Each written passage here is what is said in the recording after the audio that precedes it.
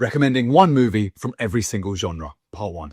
Starting with comedy, I already shouted out Bottoms recently, which is one of the funniest movies in the last 15 years, but I think I'm going to go with Please Don't Destroy the Treasure of Foggy Mountain. I always love the filmmaker's spirit, and these are three guys who started off on TikTok, which is crazy. Now they work with Saturday Night Live, and this movie kind of came out of nowhere, and it's people like Conan O'Brien and John Goodman, and that's crazy. If you like off-the-wall comedy and an unpredictable story, this is great. Looking at sci-fi, Interstellar is one of my favorite movies, but nobody needs to be recommended a Christopher Nolan movie, right? They're fantastic. We all know they're fantastic. It is what it is. So I think I'm going to go with Life, a ridiculously good cast and a movie that bridges into horror.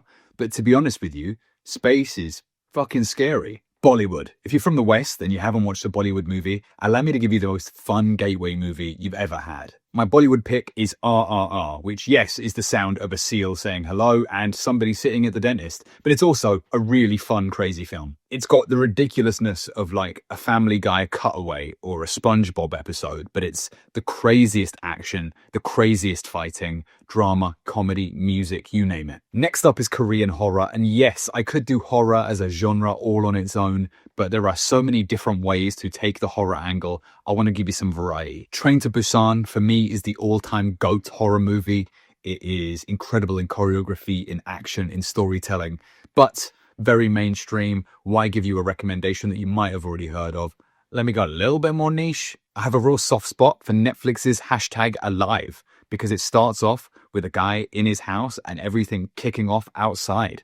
And I think that's kind of relatable, right? Like most people will be at home chilling if a zombie invasion ever kicks off, you know?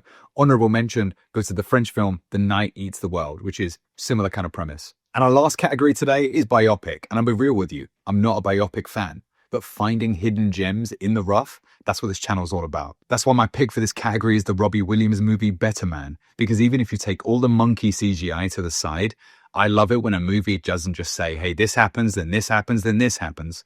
I love it when a movie is able to creatively say, what's the best, most fun, most exciting way that we can show this? And that's what this movie excels at. If you've stuck around this long, please leave me a comment and tell me which category to do in part two. And follow if you love film.